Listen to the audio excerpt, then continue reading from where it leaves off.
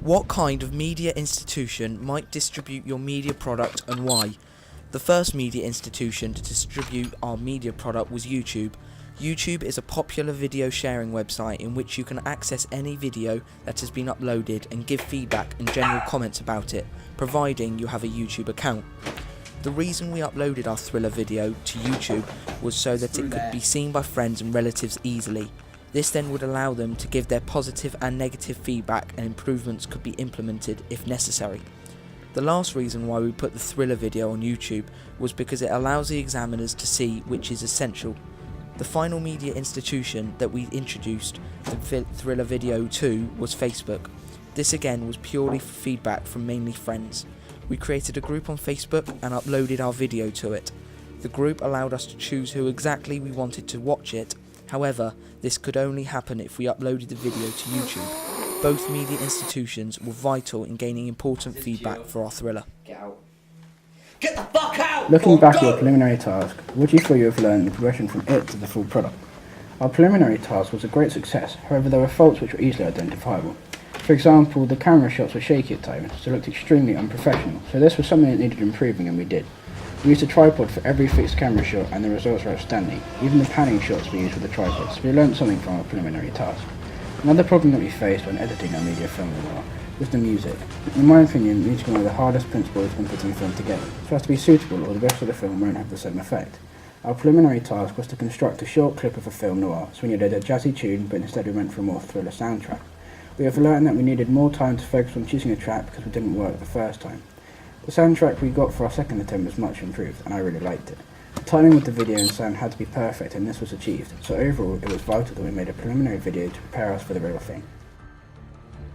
How does your media product represent particular social groups?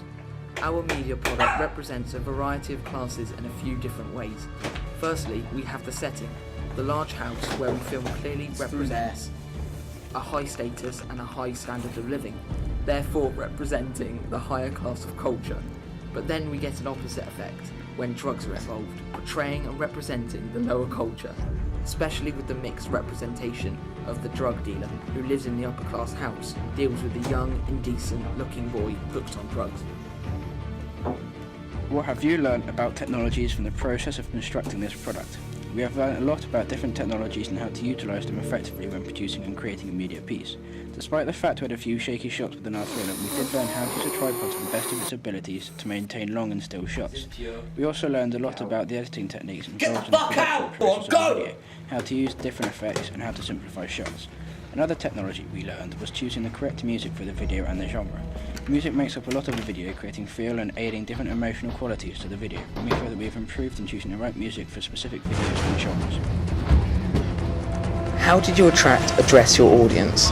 Our audience is young adults and teenagers who enjoy violent, drug and alcohol-filled thrillers. So to attract our target audience, we involved all three of these aspects into our Thriller production. Although we included all of these aspects into our Thriller, we didn't want to overdo it or overcomplicate it by filling our production with violence, drugs, etc. So we limited the conventions, preventing us from going over the top. In what ways does your media product use, develop or challenge forms and conventions of real media product? In a typical thriller, there are many stereotypical conventions that we have identified, which include things like a big house, drugs and alcohol. Although we use many conventions of thrillers, there are some that we didn't include on our opening sequence, like car chases and an urban setting. Firstly, we have tried to contain several conventions of the thriller genre we researched a while ago. Therefore, we decided to film it in a big house to connote higher status in the world today. In relation to our storyline, we introduced drugs, which needs this setting to create a sense of power and wealth. Another typical feature of convention we used was violence and the popular prop being a gun, which again connotes power and intimidation. The violence takes place at the end of the sequence to create a tense atmosphere amongst the audience watching it. However, we haven't necessarily challenged any of the conventions, but we kept the classic stereotypes so the audience wouldn't get confused and limited the chances of disobeying the brief. Nevertheless, we used the conventions effectively and adapted them well to our storyline. Who would be the audience for your media product? The audience for our media product would most likely to be a male of any age, providing they're over 15. The minimum age depends on the rating of the film, so either a 15 or an 18.